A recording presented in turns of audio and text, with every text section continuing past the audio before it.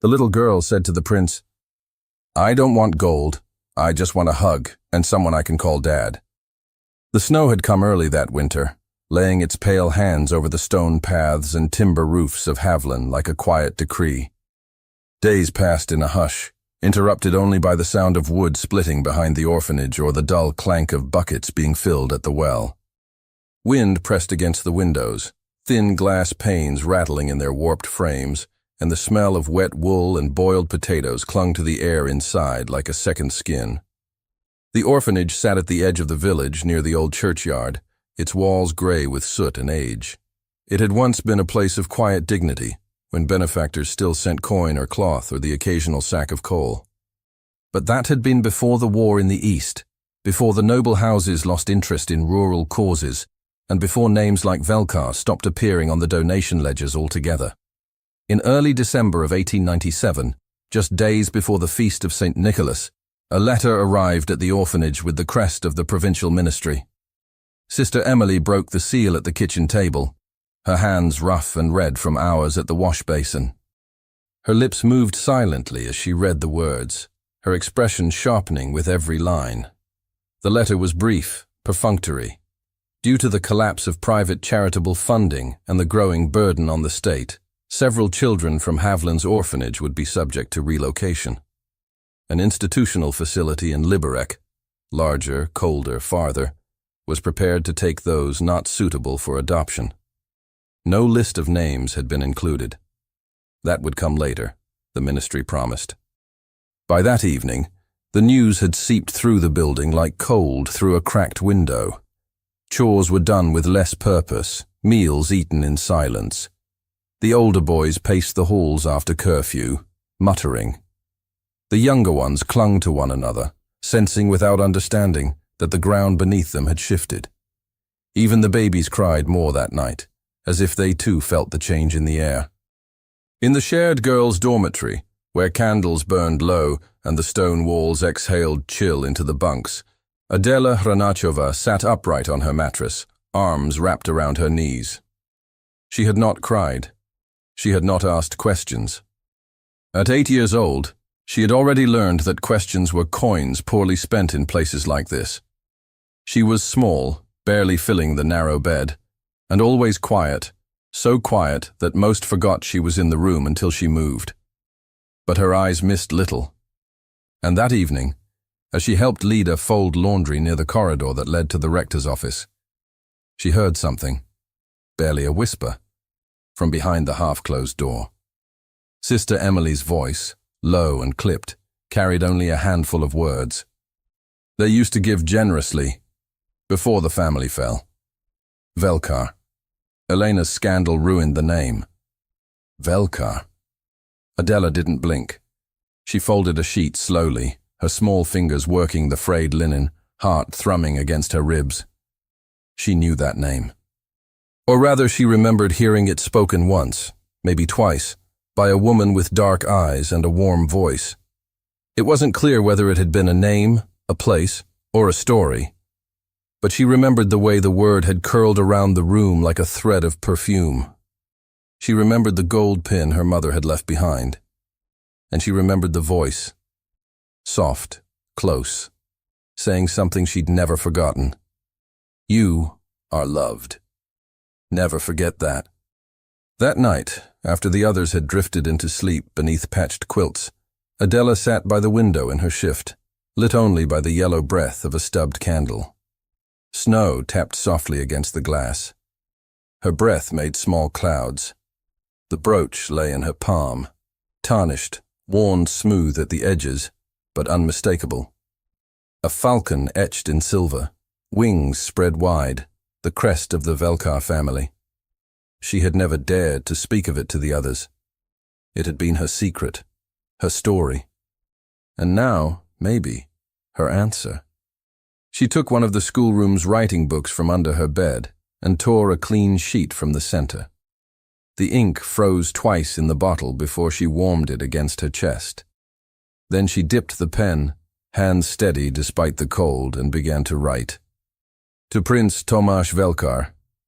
My name is Adela Hranachova. I live at the Haviland orphanage, but I think perhaps I used to live somewhere else. I have something that might belong to your family. A brooch with a falcon on it. It was given to me by my mother, or I think it was. She is gone now. I was very small when she left, and no one here knows her name. But I remember she said I was loved. I hope that is still true. If you are not my father, I understand. I do not want anything from you. I just thought maybe you would know something. About her, or about me. She signed it simply. Adela. Then she folded the letter around the brooch and tied it with the red ribbon from her hair.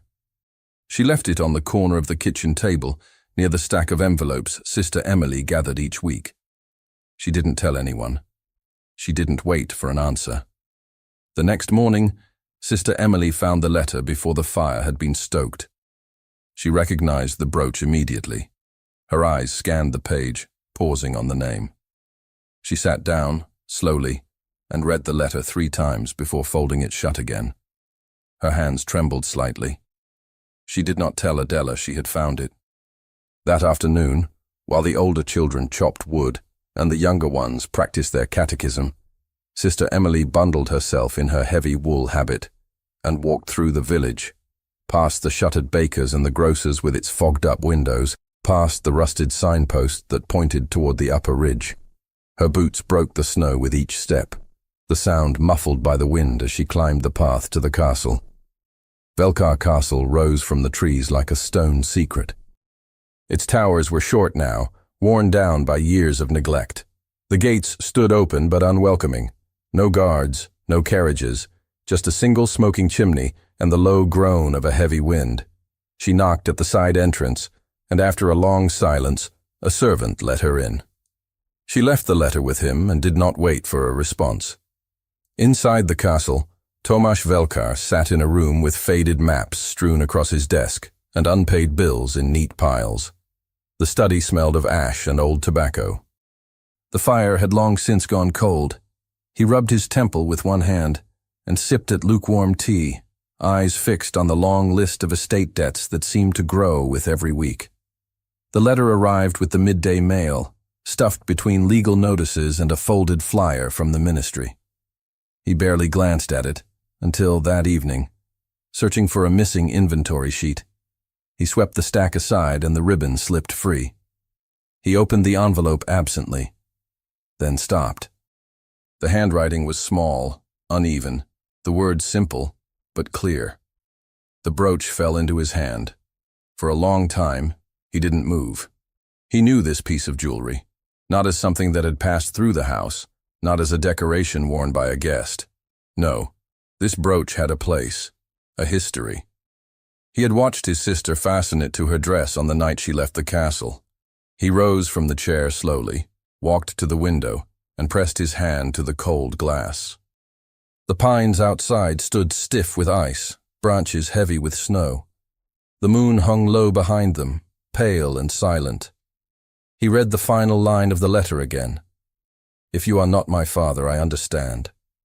His breath misted the pain. In the hush of that dim study, with the brooch clenched in his palm, one name echoed in his mind, soft, impossible, and unmistakable. Adela. The same name his sister had whispered the night she fled the estate. The snow deepened in Haviland, with a slow, relentless rhythm, falling in thick, unhurried flakes that muted the world beneath a coat of stillness. Forest paths vanished into drifts, and the narrow village streets became indistinguishable from the fields beyond them. Stone fences, once sharp and defined, now sloped under the weight of white. Roofs groaned beneath icicles, and windows wore halos of frost. The castle on the ridge, Velkar Castle, stood like a memory pressed into the hills. Its towers bore heavy crowns of snow, and its windows, few of them lit, seemed more like the eyes of a sleeping thing than a home. Inside, the hearths burned weakly, and the air clung to the chill of stone. But even with the wind pushing against the shutters and the silence echoing through the halls, something in the study was no longer still. Tomáš Velkar stood before the window, his hand resting on the wooden frame where frost had begun to feather inward. The letter from the girl lay on the desk behind him. The brooch sat in his pocket, its presence like a pulse against his coat. He hadn't left the castle in nearly 3 months, not since the last steward had resigned. The world below, the village, the church, the school, had drifted further and further away, until it seemed like another life entirely. But now, a thread pulled from the past had found him again, wrapped itself around his throat and chest, and refused to let go. He looked down at himself. His coat was wrinkled from disuse, the collar limp, his boots dusted with ash from pacing. He hadn't shaved in days. There were smudges of ink on his fingers, a stain of wax on his cuff.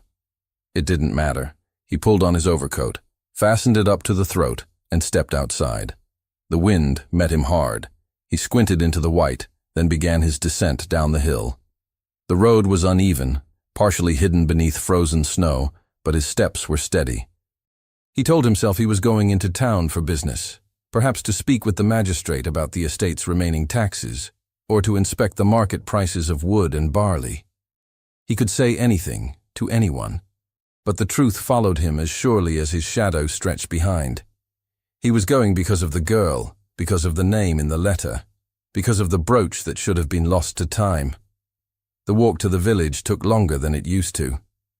His legs ached in the cold, and his breath clouded in front of him like smoke. By the time he reached the edge of town, a fine dusting of snow clung to his shoulders and brimmed his coat sleeves. Children were already out with pails and buckets, lining up at the well near the church.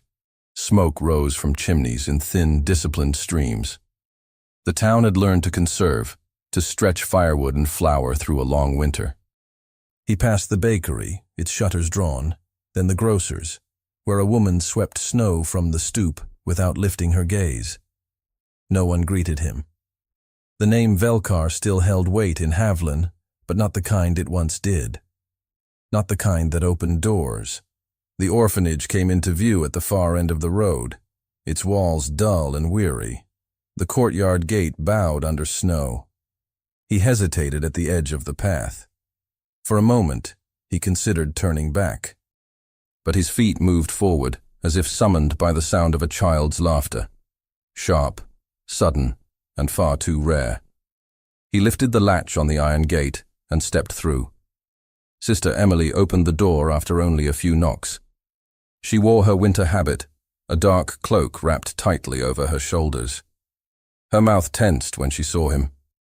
"Prince Velkar," she said, not unkindly, but with a guarded note. "We weren't expecting you." He nodded once. "I'm here on estate matters," he said, his voice rough from disuse. "I thought I'd observe the morning routines, see how the place fares." Her eyes searched his, not quite believing him, but not challenging him either. She stepped aside to let him in. Inside, the orphanage was warmer than he expected. A single hearth in the main room gave off enough heat to soften the chill, and the scent of broth lingered faintly in the air. Children's voices echoed faintly from the back courtyard, chopping wood, scrubbing buckets, filling baskets. He followed the sound. The courtyard was enclosed by a low stone wall and dusted with snow, packed down by small boots. The children moved about in 2s and 3s, assigned to their tasks. Some dragged firewood from the shed. Others scrubbed windows with rags and warm water drawn from the stove. He stood by the back doorway, unnoticed. Then he saw her. She stood beside a stump, both hands gripped around a wooden-handled axe. A log sat in front of her, too wide for her reach, too heavy for her arms. Her coat barely reached her knees, and the sleeves were folded up to show red, raw wrists. Her hair, ash-brown and knotted from wind, had come loose from its ribbon. Still, she raised the axe and brought it down with all the strength she had. It struck crooked and splintered the edge of the log. She paused, adjusted her stance, and lifted again. There was no complaint in her face, only concentration, and a kind of quiet resolve. He watched her from the doorway, the wind curling around his legs. Her posture struck something deep in him, the tilt of her head, the way she narrowed her eyes, the furrow at her brow. All of it, painfully familiar. He didn't speak to her. He didn't even move. Instead, he turned and left the way he came, walking through the gate without a word. The image followed him, seared into his thoughts. That expression, so like his sister's. By the time he reached the main road again, the snow had begun to fall more heavily. Wind blew against his collar, and his boots sank deeper with every step. His hands were numb inside his gloves, but he barely noticed. His mind spun, the rhythm of her movements repeating in his memory. The hill leading back to the castle rose before him like a challenge. He climbed steadily, breath labored, the brooch heavy in his pocket once again. The trees stood tall on either side of the path, bare and black against the white. The sky darkened prematurely as the afternoon waned. Halfway up the slope, he heard it, a sound behind him, soft but distinct, snow crunching beneath small feet. He stopped and turned. She stood 10 paces behind him, her breath coming in quick clouds, her cheeks flushed bright from the cold. Her coat was still too thin, the buttons misaligned. Her scarf was missing. Her gloves, if she'd ever had any, were gone. Her hands were red, knuckles scraped from the axe. For a long moment, neither moved. Then slowly she stepped forward and lifted her hand, not the one curled tight from the cold, but the other. From her fingers, resting on her small, chapped palm, hung the brooch. She didn't offer it. She didn't ask anything. She simply showed it to him, her eyes steady and searching. He looked at the brooch, then at her. Her face didn't change. She was not pleading. She was not afraid. She stood in the snow, coat open at the collar, and asked for nothing more than the truth. He opened his mouth to speak, but no words came. She looked past him up the hill. Her voice, when it came, was barely above a whisper. "What's it like in the castle?" she asked. He hesitated, unsure how to answer. She nodded once, as if she didn't need one, and turned. Her small frame moved away from him, step by step, back down the hill, her boots sinking into the fresh snow, her trail already disappearing behind her. He watched her until the wind began to pick up again, and the flakes thickened, erasing her outline in the whiteness. When he finally reached the castle, the great wooden door groaned as he pushed it open. The hinges protested, and the warmth from the inner hall met him faintly. He stepped inside, the cold wrapped around his shoulders. But before he could close the door behind him, a voice rose from the white, carried through the wind like a memory. "I don't want gold. I just want a hug. And someone I can call Dad." The wind did not let up overnight. It scraped against the shutters of the study, groaning like an old man in his sleep. Inside, Tomáš Velkar sat hunched over his desk, the last embers of the fire crumbling behind him. His pen scratched faintly against parchment, dipped in ink so often that a smear now trailed beside every second word. The edges of the paper curled from the cold. He had not slept. Not truly. The few hours his eyes closed, his mind played the same image over and over. Adela, her coat thin, her small hand outstretched, the brooch gleaming like a relic of something lost. And then the words, still hanging in the air, still echoing through the empty halls of his thoughts. He straightened the parchment and reread the letter aloud in a low voice, more to hear it spoken than to check for errors. "To Sister Emily, I hope this message finds you well. I write to formally propose that the child, Adela Hranacheva, be permitted to stay at Velka Castle on a temporary basis. Given the current uncertainty surrounding the relocation of wards, I believe it may relieve some of the burden on the orphanage during this difficult season. Please consider this a gesture of goodwill and practical support, not a challenge to any authority or claim. She will be provided with shelter, nourishment, and appropriate supervision. I am prepared to assume temporary responsibility for her care until further decisions are made by the proper provincial channels. Respectfully, Tomáš Velkar." He paused, then folded the letter neatly, sealed it with wax, and called for the steward to deliver it by hand before the snow deepened again. The answer came the next afternoon. Sister Emily's reply was written in firm, deliberate script. She accepted the proposal, but not without terms. Adela was to be accompanied by Lida, the youngest of the staff women, barely older than a girl herself. Lida was dependable, quiet, and possessed the kind of gentleness that made her beloved by the children. Emily insisted she be allowed to stay at the castle throughout Adela's visit, not just as a chaperone, but as a safeguard. Tomasz agreed, without protest. By the week's end, the village was already stirring with rumors. They came like frost, creeping across window panes, slow, silent, and impossible to ignore. The reclusive prince had summoned a child to his castle. Why? Some said she was his illegitimate daughter. Others whispered of inheritance schemes, curses, penance. One man at the smithy swore he'd heard the girl was a distant noble from a disgraced branch of the family. A woman at the bakery murmured that it was grief, not guilt, that had moved the prince. Madness, not mercy. Tomasz let the stories circulate. He neither denied nor fed them. He kept to the castle, lighting the unused rooms himself, walking the corridors alone, watching the horizon for movement along the ridge road. The morning Adela arrived, sleet fell in sheets so fine they shimmered like silver needles against the slate sky. The wheels of the small carriage creaked over frozen ruts, the horses snorting against their bridles. Lida stepped out first, pulling her shawl close, and helped Adela down from the step. She stood at the edge of the courtyard, her boots damp from the ride, her face hidden beneath the hood of her brown cloak. She carried nothing but a satchel.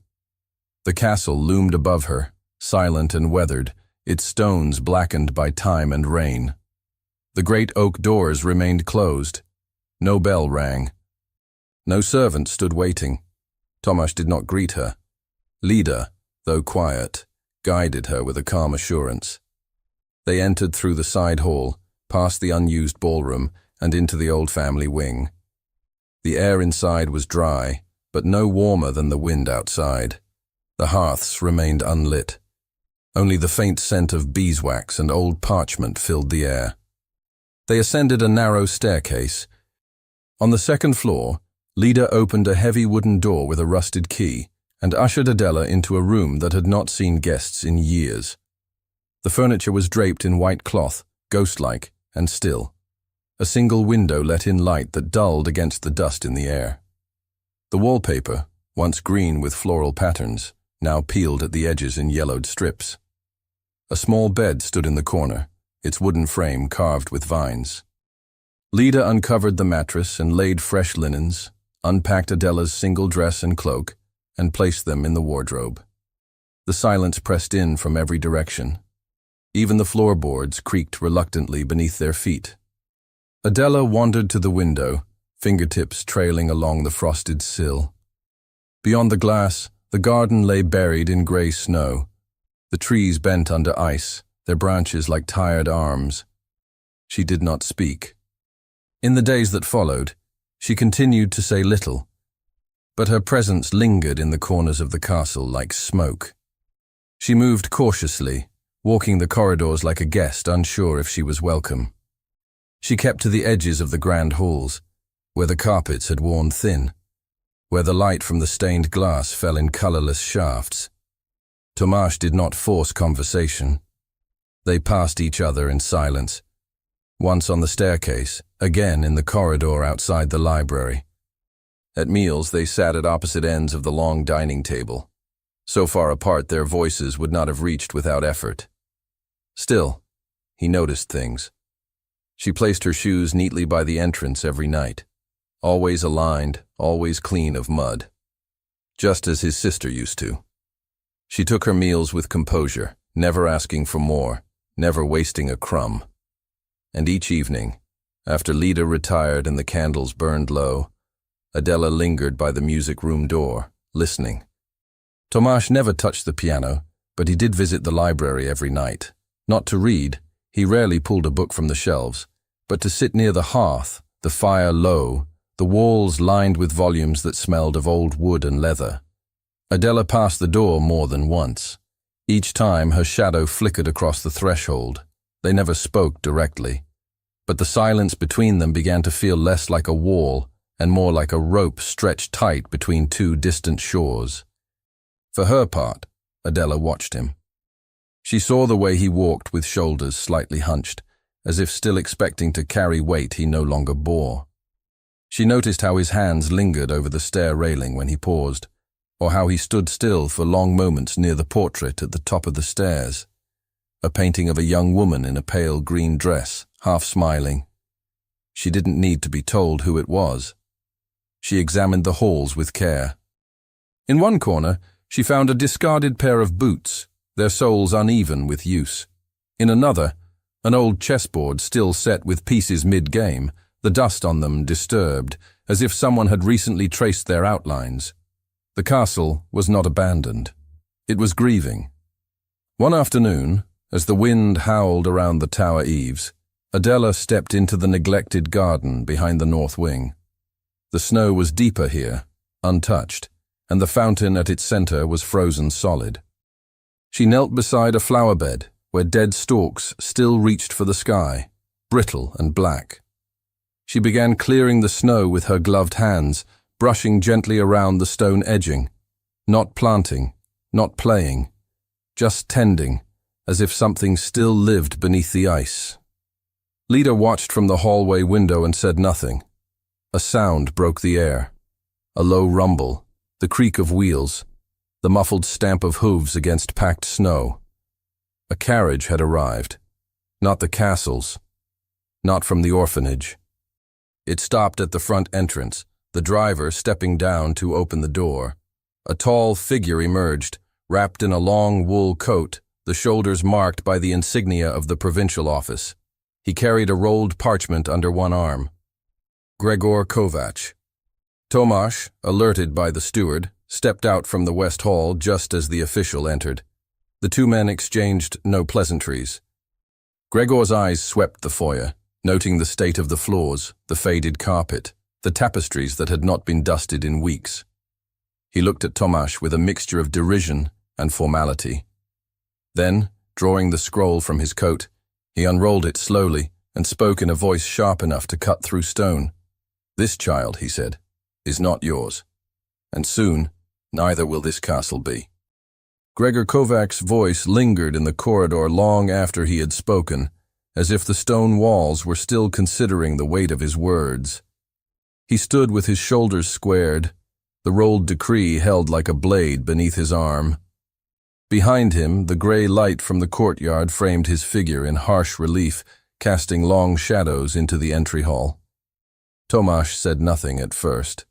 His jaw tightened, his eyes narrowing only slightly, but his posture remained unchanged. He had long since learned that men like Kovac fed on reaction. Instead, he reached for the edge of the parchment and unrolled it slowly.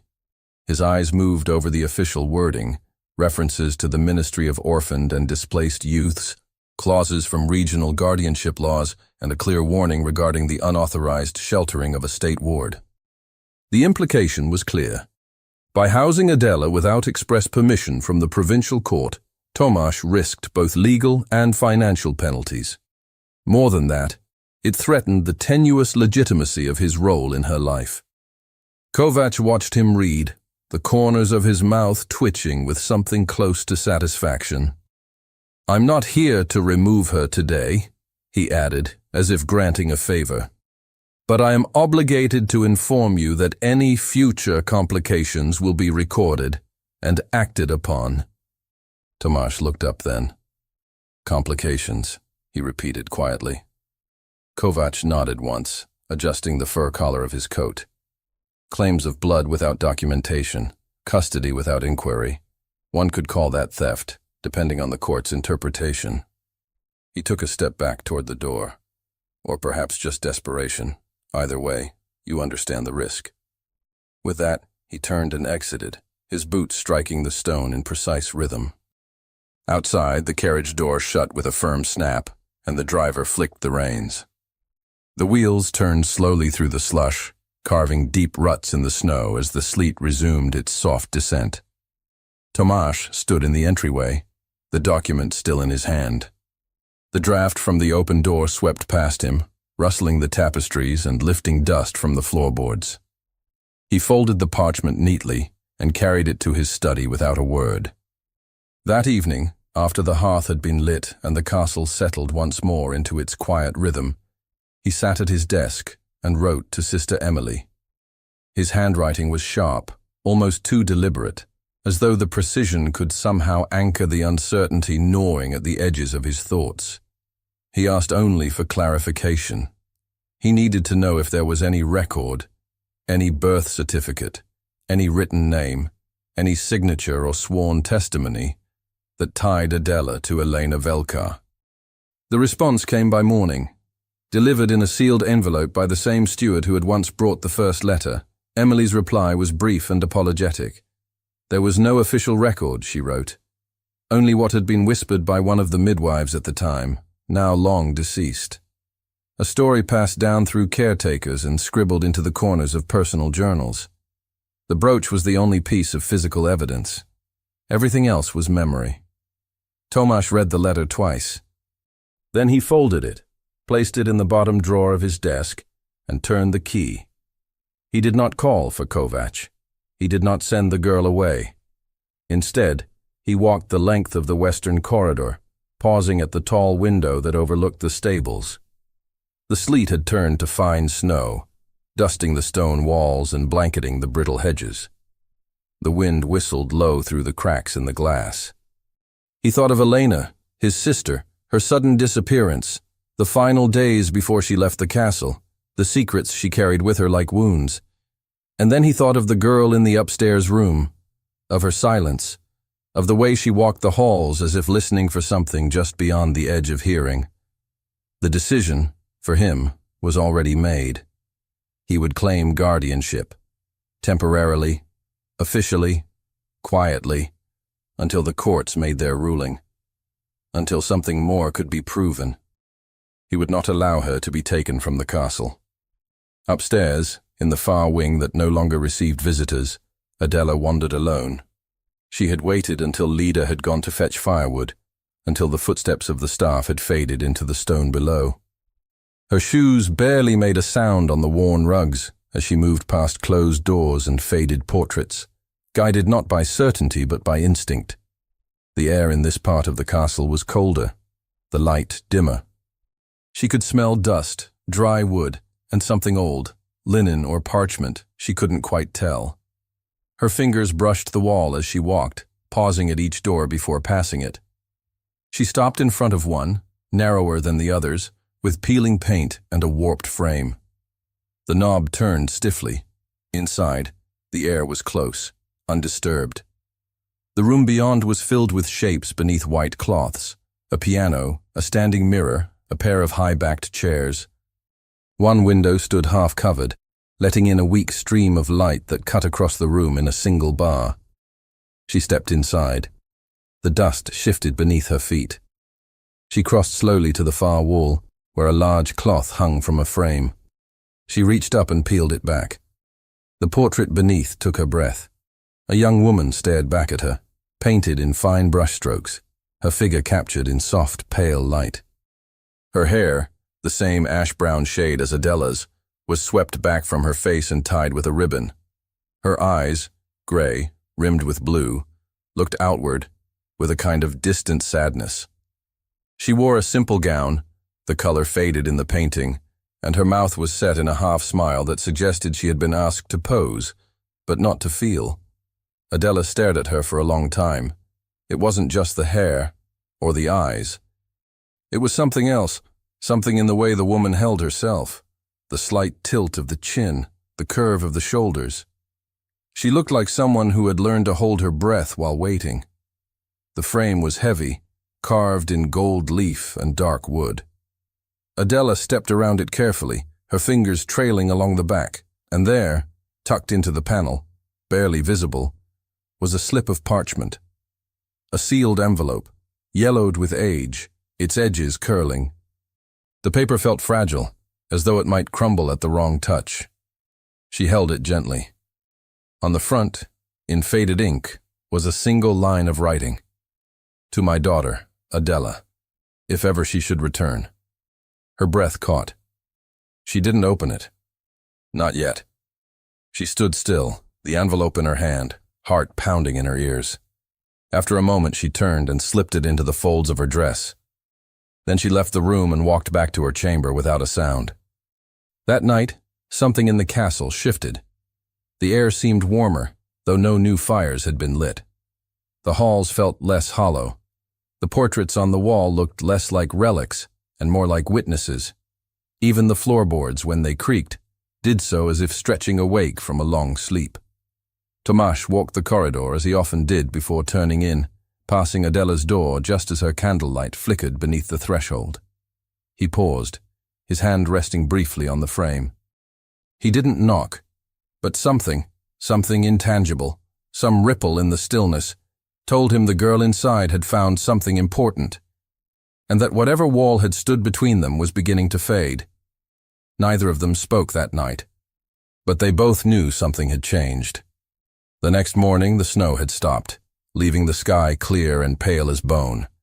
Tomasz rose early and walked to the library, a wool shawl thrown over his shoulders. The fire had not yet been lit, and the cold clung to the spines of the books.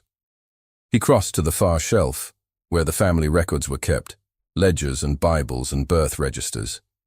He pulled down the old Velkar family Bible, its leather cover cracked at the corners, and opened it on the desk beside the frosted window.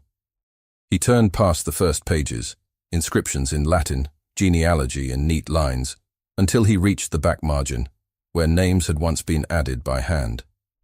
His eyes moved slowly. There, scratched faintly into the parchment in a hurried, uneven scrawl, was a single name, Adela, 1889.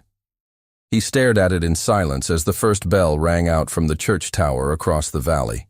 The church bell echoed faintly across the hills, its sound carried on the thin morning air. Inside the library, Tomasz remained still, his fingers resting on the brittle edge of the family Bible. The name stared up at him from the faded page, scratched, not penned, the ink barely clinging to the parchment. Adela, 1889. It wasn't a birth record. It wasn't notarized. There was no date of baptism, no mother's name beside it, just a name in the margin. But it was her name, and the year matched. The scrawl was rushed, but familiar. He had seen his sister write in that exact way when hurried or anxious, always tilting slightly to the right, letters slanting into one another as if trying to hide. He turned away from the desk, the cold of the room settling deeper into his coat. The fire had died long ago, and the light creeping through the window panes had lost its warmth. He crossed the room slowly, his boots quiet on the rug, and left the Bible open on the table behind him. Something inside him had shifted. Not a revelation, not yet, but something close. He made his way back to the portrait room before speaking to anyone. The long hallway groaned under his steps, the castle still waking in the grip of a late winter morning. When he opened the door, the dust had settled again, light brushing the shape of the piano and the unused chairs like a veil. He approached the portrait with care this time, letting his gaze rest fully on the woman it depicted. Elena, his sister. She looked younger here than in his last memories of her. The artist had captured the lightness of her cheekbones, the quiet edge of mischief in her half-smile. She wore the green ribbon she favored in her youth, but it was the eyes that held him. Gray, thoughtful, tinged with sorrow. The same eyes Adela carried now. He didn't touch the frame. He only stood there, long enough for the silence to wrap around him like a question he couldn't answer. He remembered the final days of her time at Velkar Castle. How withdrawn she'd become. How quickly she'd turned from society. She'd stopped attending evening dinners, spent hours walking alone by the woods, taken to carrying folded letters she refused to let him read. And then, one night, she vanished. No explanation. No farewell. Only the brooch left behind. Until now. He left the portrait room with a sense of purpose he hadn't felt in years. The law demanded documentation. He had none. But his instincts, sharpened by grief, silence, and time, told him the truth was standing in his halls. That afternoon he found Adela near the hearth in the great hall, seated cross-legged beside a stack of kindling. She was watching the logs, head tilted, as if listening for a secret hidden in the flames. He approached quietly and crouched beside her, rolling up his sleeves. "Watch," he said. She did. He showed her how to arrange the logs, smaller sticks at the base, how to check for dampness by tapping them against the floor and listening for the dull thud. He struck the flint, shielding the spark with one hand until the kindling caught, glowing like a hidden sun. Together, they fed the fire, waiting as the orange flickers stretched higher into the chimney's stone mouth. She said nothing until it was burning steady. He rose, brushing his hands off on his coat, and watched as she placed a small, half-scorched twig upright in the ash like a flag. Later that week, he led her through the iron gate that separated the courtyard from the outer wall. The snow was thinning along the stone path, though frost still clung to the trees. He pointed to the carving etched in the wrought iron crest mounted over the gate's arch. "Do you see the falcon?" he asked. She nodded. "That's the Velkar crest. We were given it long before this place was built. It's been changed over the years, but the wings always remain." She traced the curve of the metal with her fingers. He didn't say more. He didn't have to. One morning, during her Latin lesson, he corrected her gently, showing her how to pronounce Calum without dropping the second syllable. When she repeated it back, he smiled, without meaning to. "Well done, little one," he said. The words slipped out before he realized they'd formed. Adela didn't look up. She only turned the page and continued reading, her lips pressed together, but a quiet brightness warmed the edges of her expression, like sunlight beneath frost. The castle grew less quiet after that. Not louder, just less hollow. The hearths were lit earlier. Lida hummed while sweeping. The horses stirred in the stable with less restlessness, but outside the walls, the winds were shifting. Gregor Kovac, displeased by the lack of response to his decree, had begun the work of removal in earnest. With ties to the provincial office, he drafted a formal petition, citing legal precedent and moral concern. He labeled Tomasz an unfit guardian, an unmarried, isolated noble with no proven blood relation, no recent public appearances, and a history of disgrace. He positioned the matter as one of legal hygiene. No politics, no cruelty, just order. The petition moved quickly through the necessary desks. He had friends in the right chairs. When the courier arrived at the castle gates, the horses were still steaming from the climb. The envelope bore the mark of the district court, the seal pressed deep into the wax. It was delivered into Tomasz's hands without ceremony. He opened it in the study, his thumb tearing the edge cleanly. The document was brief. 48 hours. That was the time allotted to bring Adela before the court in Haviland for review. Failure to comply would result in penalties, seizure of property, and the immediate removal of the child to state custody. He reread the letter once, then folded it with care and placed it on the mantel. Lida found out before he told her. The kitchen maid had seen the courier at the gate and whispered the news before supper.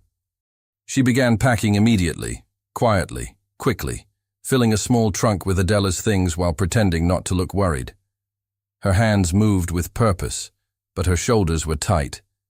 When Tomasz entered the room, she stood still. "Don't," he said. She nodded once, but left the bag by the door. Adela didn't cry. She didn't pack. She didn't ask questions. She went outside. The garden was still mostly covered in snow, though patches of ground were showing through. The statue of Elena Velkar stood at the edge of the courtyard, its shoulders dusted in frost, its face tilted downward in eternal contemplation. Adela sat on the cold stone bench before it, coat wrapped tight, scarf hanging loose around her neck. Her boots were damp, her gloves missing. She stared up at the statue with unreadable eyes.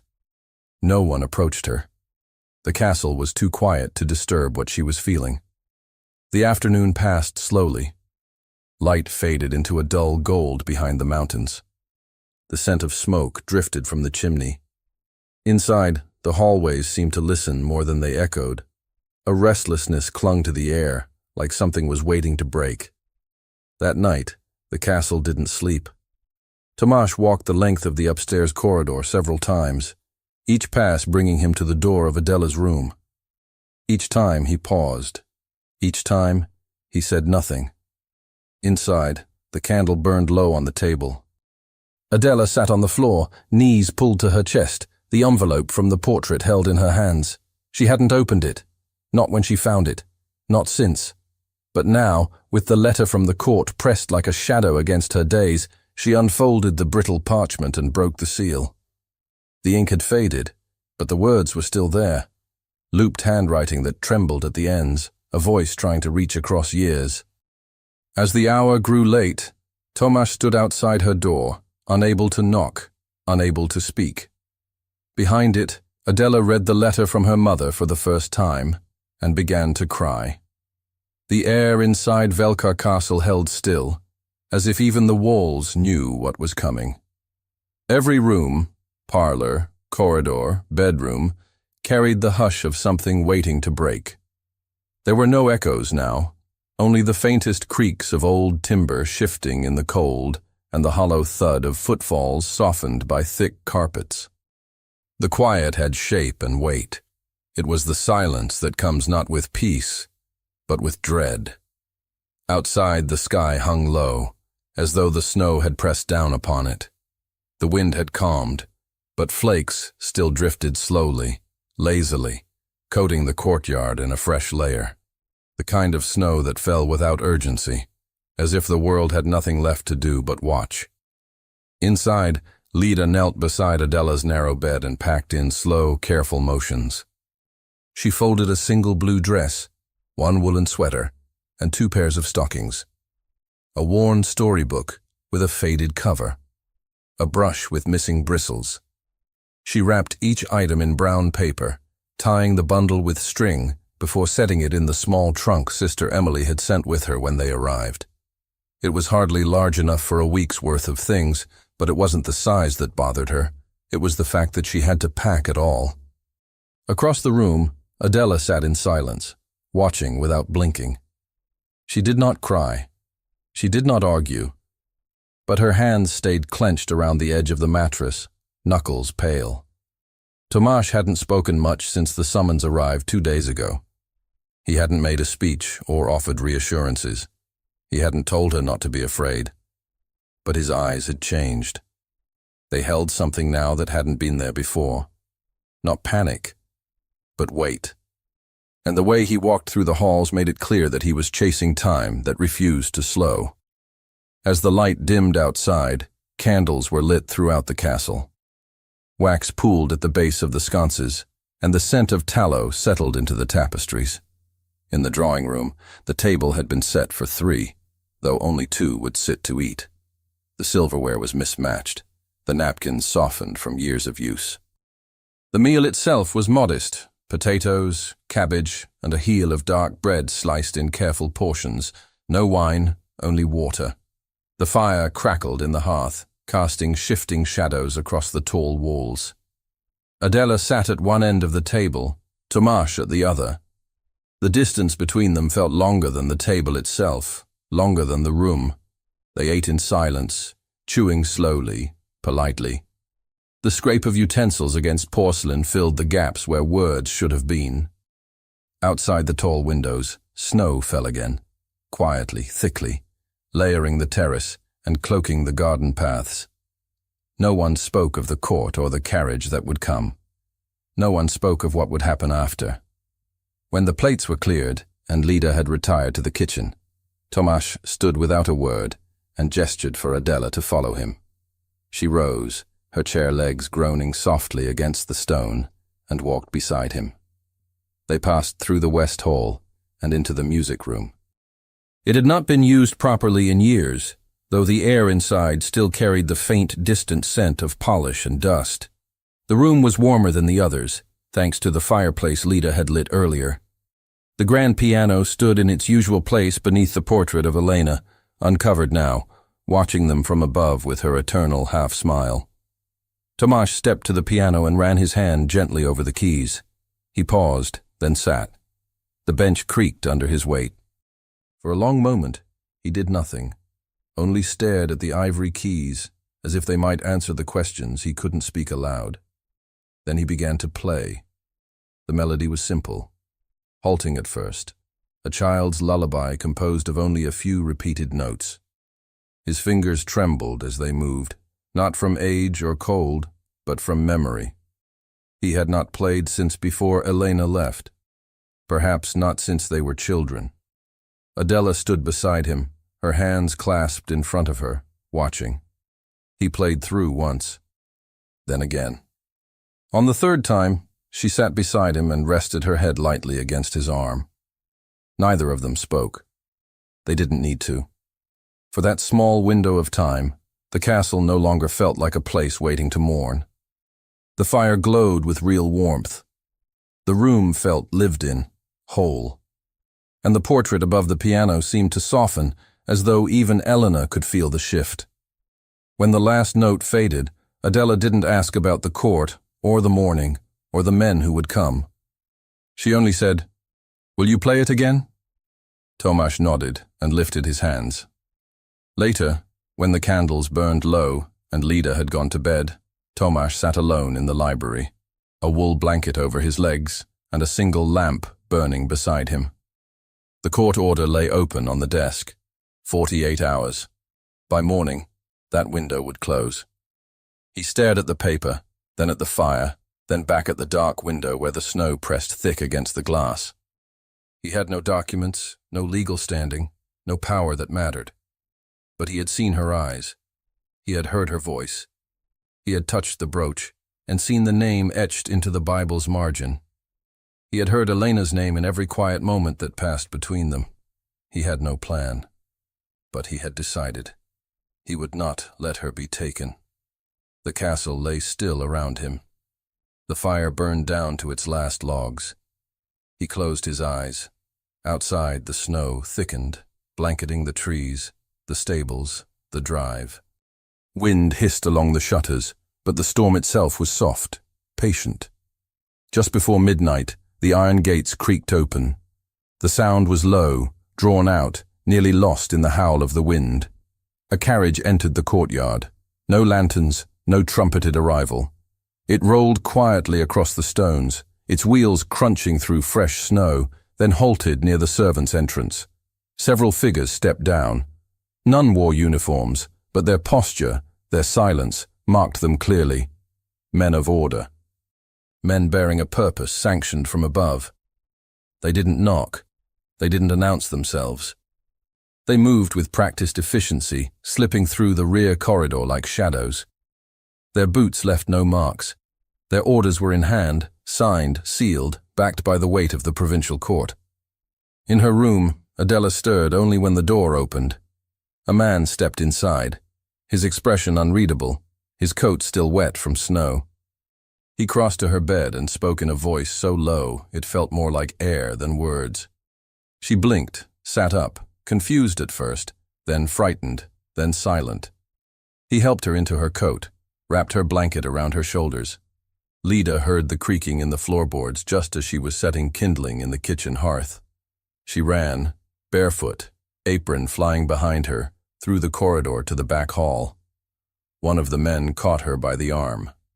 "You can't," she started. But he raised a hand and pointed to the paper he carried. She looked at it, but didn't read. She tried again to move past, but the grip on her arm tightened. They passed her carrying Adela, her head resting on the shoulder of the man who held her. Her eyes were open, but she didn't struggle. They walked through the snow, boots silent, breath misting in the moonlight. The cart was waiting. Its wheels had been muffled. Its horses stood still. The door closed with a soft thud, and then they were gone. Tomasz woke to silence. Something had pulled him from sleep. Some shift in the air, some wrongness in the stillness. He stood quickly, heart pounding, and moved through the halls in his slippers, not bothering with a coat. He reached the front door and flung it open. Cold air struck his chest. Snow whipped across his face. At the edge of the woods, barely visible between the trees, he saw the back of the carriage as it vanished into darkness. He stepped outside, feet sinking into the powder, breath sharp in his throat. The wind swept the path clean behind it. All that remained in the snow was one small handprint left on the stone steps. The light that crept over the hills the next morning was pale and merciless. Snow blanketed everything, roof tiles, branches, cobblestones, rendering the landscape cold and weightless. The trees along the road to the village stood still in their winter coats, as if watching, as if bracing for something. Tomasz hadn't slept. The fire in the library had burned out hours ago, and the chill in his chest hadn't eased since the moment he stepped barefoot into the snow the night before. That handprint on the step, small, perfect, and already beginning to blur, remained in his mind like a wound. He had dressed before the sun rose, moving with urgency, but not chaos. Each motion had weight. Every button fastened was a step toward resolve. He pulled on his overcoat, tied the scarf Lida had left at the foot of the stairs, and stepped outside with the wind clawing at his collar. The walk to the orphanage cut through the village square. The road was mostly untouched, the snow still soft from the night storm, but the footprints of the guards and the cart had not yet faded. As he passed the shuttered homes and dim shops, a few early risers peered from their windows. No one waved, no one called out. The iron gate at the orphanage was ajar when he arrived. He pushed through it and strode up the path, not pausing to knock. The door creaked open under his hand. Inside, the air smelled of boiled oats and wood smoke. Children's voices murmured from distant rooms, muffled behind thick doors. He found Sister Emily in the front parlor, bent over the stove, stirring a small pot. She looked up as he entered. She didn't ask why he was there. "They took her," he said. "I know," she replied. "You let them." "I didn't have a choice." He stepped closer, fists clenched at his sides. "You could have warned me. I only learned hours before." Her voice was steady but tired. Kovac submitted the paperwork directly to the ministry in Prague, not the provincial court here. There was no opportunity to appeal. His jaw worked, but no sound came. "She's being relocated," Emily continued, setting the spoon down with deliberate care. "To Liberec. It's already done. The train departs tomorrow at dawn. Once she's registered, she'll be assigned to the state institution there. She'll be lost." "She'll be numbered," Emily said.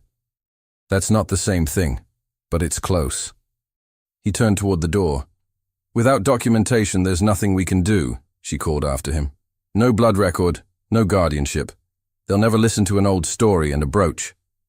But he was already gone.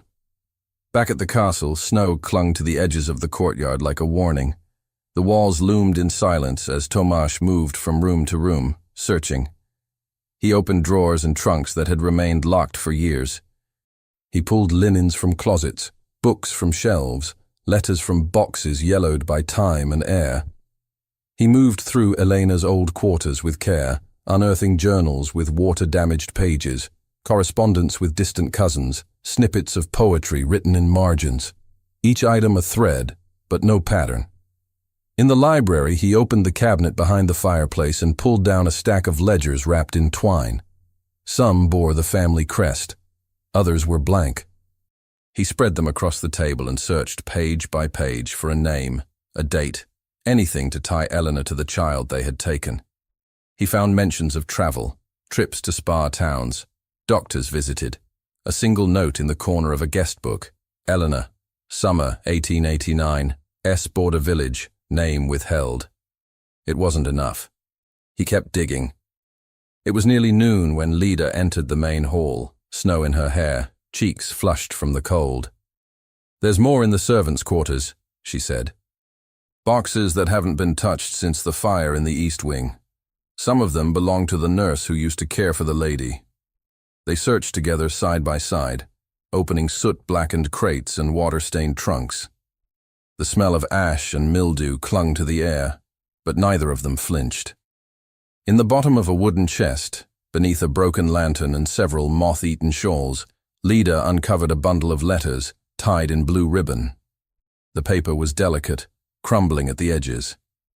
Tomasz took them gently, squinting at the faded script. They were addressed to a midwife, the handwriting unmistakably Eleanor's. The dates, late 1888, through early 1889.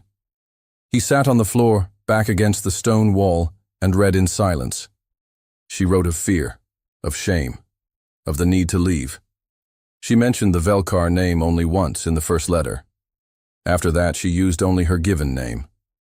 In the final note, she described her departure from Haviland, her arrival at a village near the southern border, and her intention to take on another name to avoid scandal. The child was due within the month. There was no mention of the father, no claim of legitimacy, but it was enough. He gathered the letters, the guest book entry, the notes from Elena's journal, and the original court summons. He laid them out on the study desk and packed them carefully into a leather satchel. The clasp clicked shut with a finality that sounded louder than it should have. He called for the coachman. "Ready the carriage," he said. "We leave within the hour." Lida appeared in the doorway, eyes wide. "You're going after her." He met her gaze. "You don't have to come." "I know," she said, "but I am." By late afternoon, the wind had picked up again. Flurries drifted across the valley like threads torn from the clouds. The horses were restless, their breath steaming into the air, the sound of hooves stamping the stone courtyard echoing off the outer walls. The coachman loaded the satchel beside the driver's seat and threw extra blankets into the back.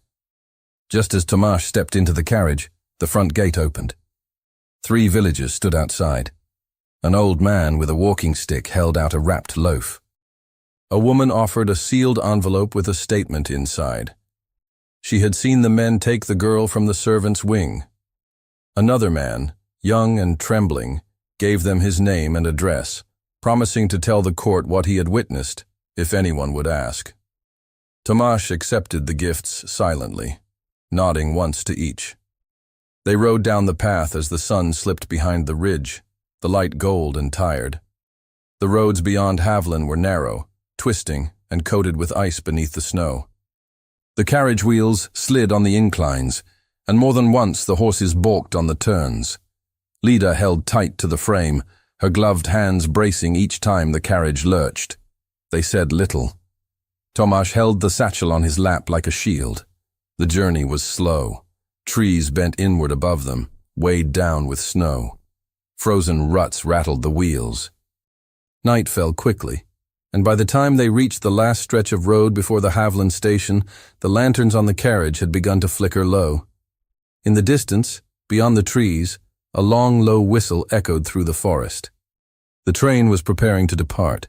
The carriage rocked violently as it crested the ridge, snow and gravel sliding beneath the wheels with each turn.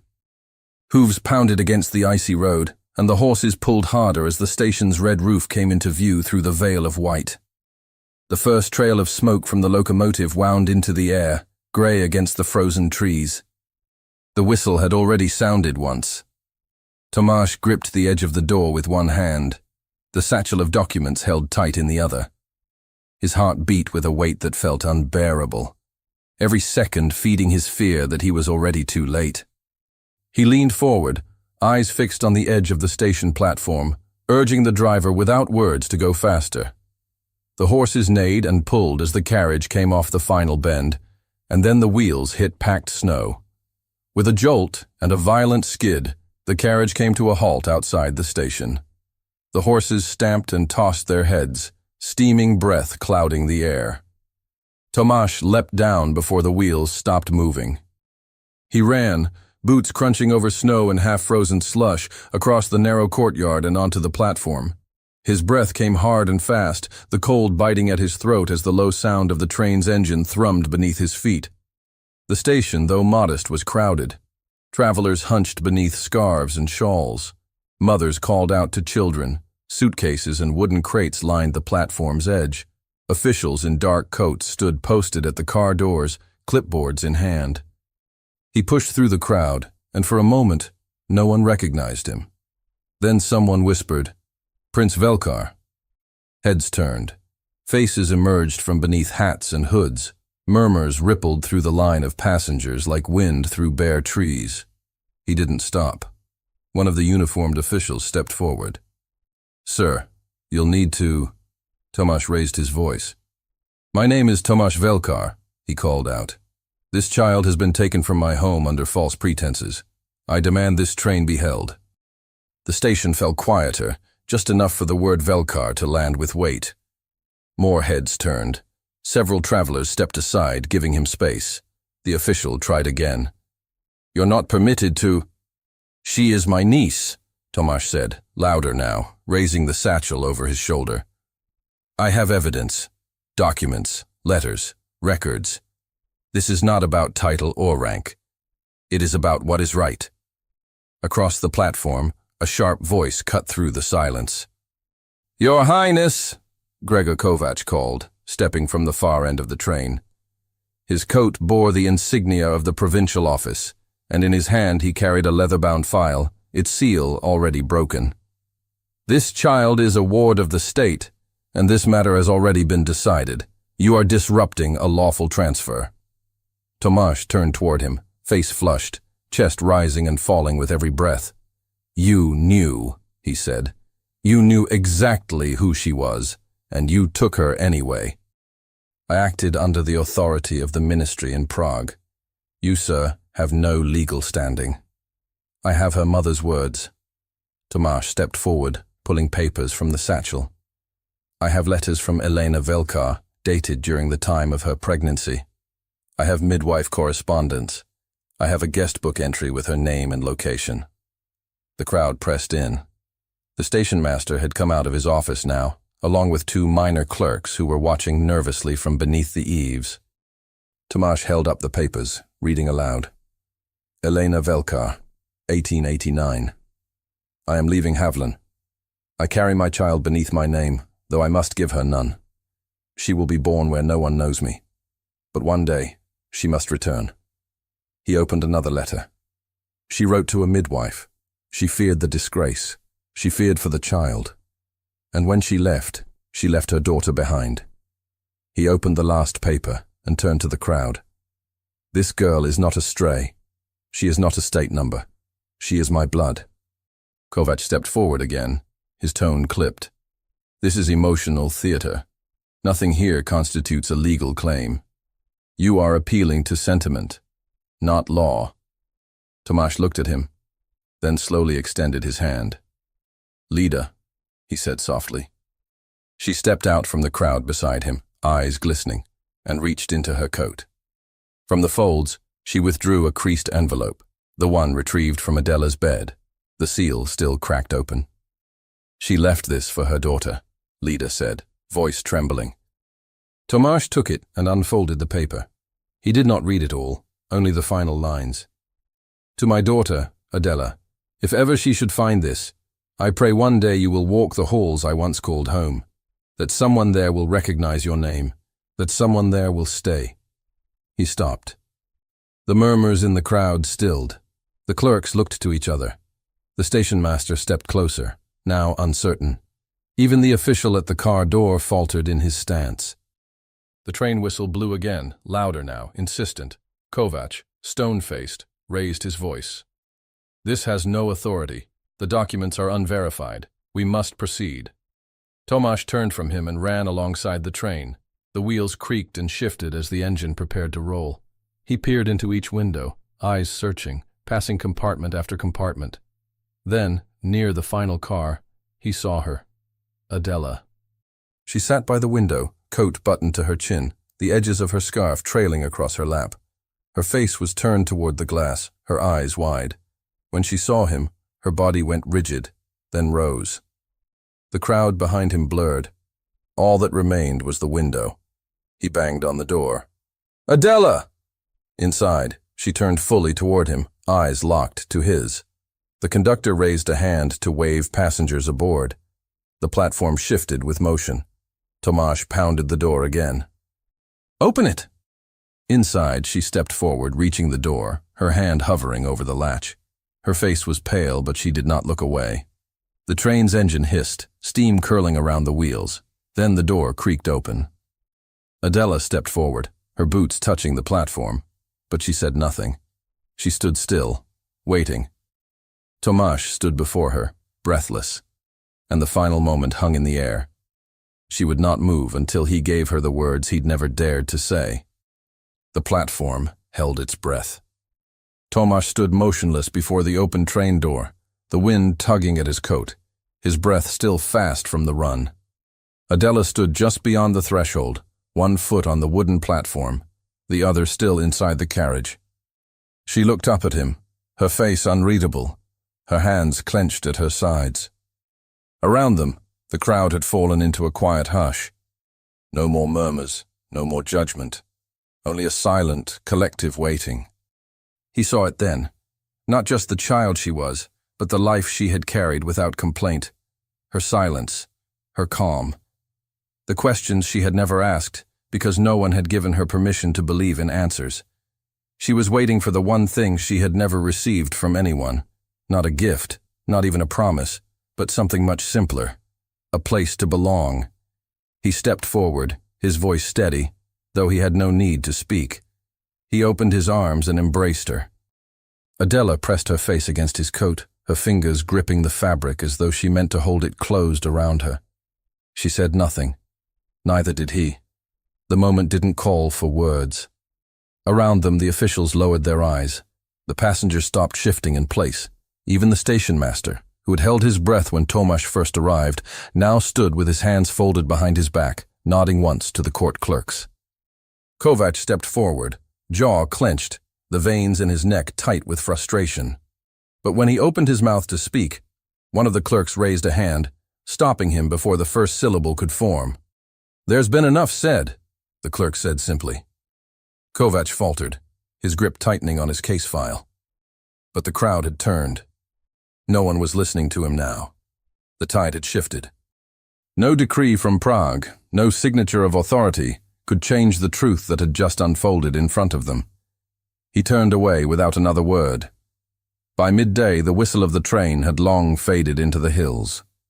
The last of the officials remained only to ensure that the matter was resolved legally and properly.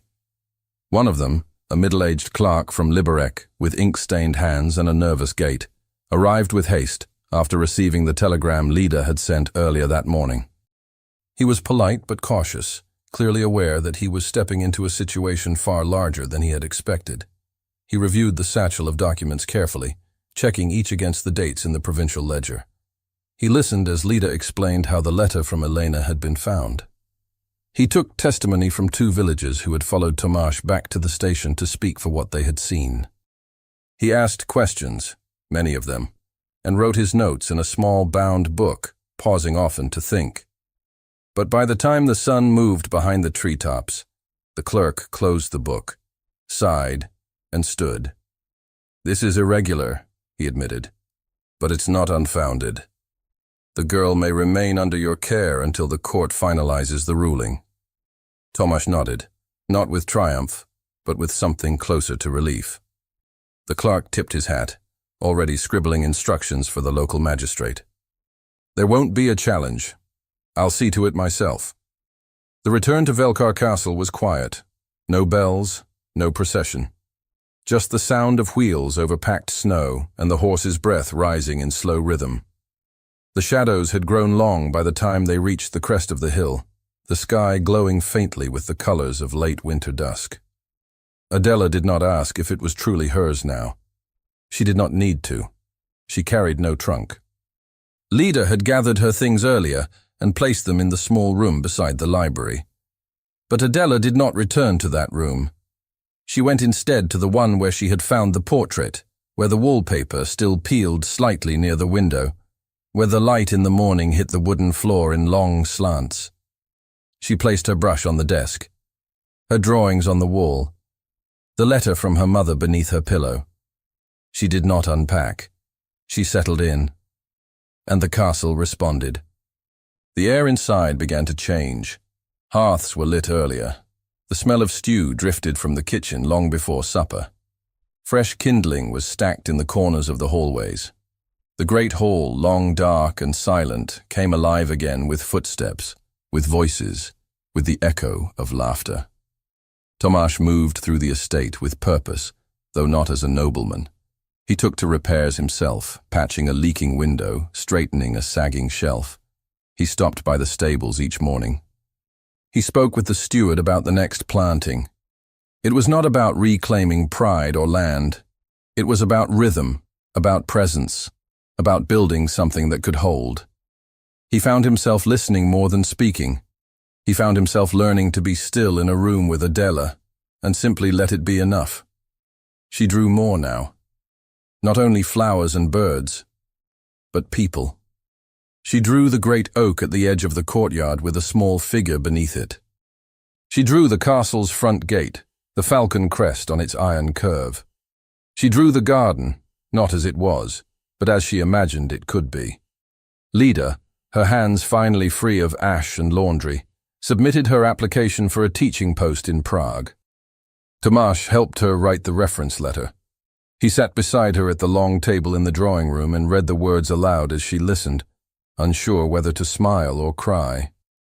Sister Emily visited in the early days of spring, when the snow began to recede and the first signs of thaw reached the edges of the woods. She walked the garden slowly, her cane tapping the path in a steady rhythm. When she passed the statue of Eleanor, she paused, her eyes moving over the stone face before looking toward Adela, who stood watching from beneath the eaves. "I remember your mother," she said quietly. "You carry her better than any name." For the first time in months, Emily smiled. Tomáš never returned to court. He never reclaimed his title. He stopped attending the assemblies in the provincial capital. The papers in Liberec still listed him as a dormant nobleman, neither active nor entirely gone. But none of that mattered. What he had reclaimed was not honor or recognition. It was something far more delicate, more stubborn. He had reclaimed the right to stay. One evening, as dusk fell and the fire in the great hall burned low, Adela stood near the hearth with a small wooden frame in her hands. Inside it, cradled beneath glass, was the brooch her mother had given her. The falcon, its wings spread. She climbed the step-stool and hung it above the mantel. Beneath it, carved carefully into the wood with the smallest of tools, were the words she had chosen herself. "So no one forgets how we got here."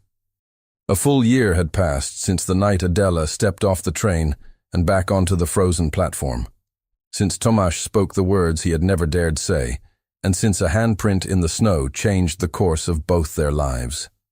Velkar Castle no longer stood in silence. The whispers had quieted. The corridors, once thick with cold air and old memories, were now filled with the quiet sounds of life. Footsteps, children's laughter, the scrape of a broom, the creak of a window being opened. The groan of the front gate in the morning, not from disuse but from daily welcome. It had not happened all at once. There had been no grand announcement, no banners hung. The transformation had come slowly, through small gestures repeated each day until they became routine. Tomáš had begun by repairing the servants' quarters, then the unused west wing. A stove was brought into the schoolroom. Mattresses were unrolled. Beds were built. The doors opened quietly, one child at a time. Sister Emily helped, her presence steady and tireless.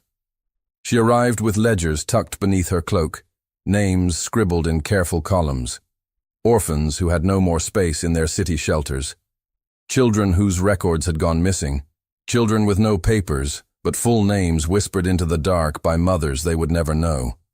Some arrived alone, some in twos, a few too young to speak. But the castle held them. What had once been a noble estate had become a haven, not a home of royalty, but of refuge. Adela moved among them like a quiet guardian. She did not act older than her years, but she carried herself with an unspoken awareness, as if she remembered, even in her joy, what it meant to not belong. The other children noticed. They listened when she spoke. They shared their things with her, not out of obligation, but because they understood she had once shared nothing. In the village below, the change had not gone unnoticed. At first, there was hesitancy. Suspicion clung to old habits, but over time, when the people saw the children walking into town with woven baskets, helping at the church, learning their letters, they stopped looking at the castle as a shadow and began seeing it as something else entirely. By midsummer, A few villagers began sending extra loaves of bread, a basket of apples, then a set of books, worn but cherished. One morning, a man arrived with a wooden cart full of seedlings. No words, just a nod. The fields around the castle, once brittle and dark with frost, began to green. Winter herbs grew thick along the garden wall. The old vineyard was cleared of its tangles. The soil, no longer neglected, yielded modest crops. The castle's pantry slowly refilled, not by gold, but by hands. Tomasz changed too. His posture had straightened, not by effort, but by habit. The weight that once pulled his shoulders down had loosened its grip. He no longer moved like a man trying to disappear. He moved like a man returning, each day, to a purpose he hadn't known he was waiting for. He did not call himself father. He did not seek to be anyone's replacement. But he stayed. He rose early, walked the gardens, split firewood. He led lessons in history, read aloud during afternoon gatherings in the courtyard, helped repair broken shutters, and when a child cried in the night, he rose without hesitation to find them. In the afternoons, when the sky turned gold and the wind drifted through the cypress trees, he would sit by the fountain and read from one of the old books in the library. Adela would be there, a few feet away, her legs folded beneath her, scribbling into a leather-bound notebook with a quill she refused to trade for anything newer. Lida had given it to her before leaving for Prague. She called it her storybook. She filled it slowly, line by line, page by page. When asked what it was about, she would always shrug. "It's fiction," she said. But everyone who knew her knew better. She wrote about a girl in a falling-down castle, about a man who had once lost his voice but found it again in the silence, about names that weren't remembered but still mattered. She never let anyone read the ending. The days shortened again. Autumn came and left behind a hush of early frost. The trees in the lower orchard turned silver at the edges. In the kitchen, the fire never went out. The castle had learned to live not by pushing away the past, but by allowing it to walk alongside the present. And then, on a day just like the one a year before, snow began to fall again. Soft at first, barely brushing the window panes. Then thicker, swirling into the spaces between roof tiles, dusting the courtyard, lining the hedges with white. Adela finished writing the last sentence of her story. She set the quill down, pressed her palm against the page for a moment, and then stood. She ran through the halls, her laughter skipping ahead of her, her voice calling back over her shoulder. Her boots echoed on the stone floors, down the main corridor, past the stairwell, into the drawing room where Tomasz sat with his glasses resting low on his nose, a book open in his lap. She didn't stop. "Come on," she called. "You have to see it." He looked up, eyebrows raised, setting the book aside. She didn't wait. She darted through the door, coat already in her arms, scarf trailing behind her like a ribbon in flight. He stood, slower, his knees stiff from the cold. His coat hung on the hook beside hers. He pulled it on, smiling, and followed her out the same door, his pace quickening. Outside, in the garden, snowflakes caught in her hair. She turned to him, cheeks flushed, eyes bright with something larger than joy. "Come on, Dad," she said. "Thank you so much for listening to this story all the way to the end. We hope it moved you as much as it moved us while telling it. We'd love to hear your thoughts. What did you think of the story? Leave us a comment telling us where you're listening from and what you liked the most. On a scale of 0 to 10, how would you rate this story? If you enjoyed this story, don't forget to subscribe to the channel and give it a like to show your support. That really motivates us to keep creating and sharing more stories full of emotions and life lessons. And before we say goodbye, we'd like to remind you that on the end screen, you'll see a recommendation for another exciting and charming story. If you'd like to enjoy it, just click on the video. Thank you once again for being here, and we'll see you in the next story.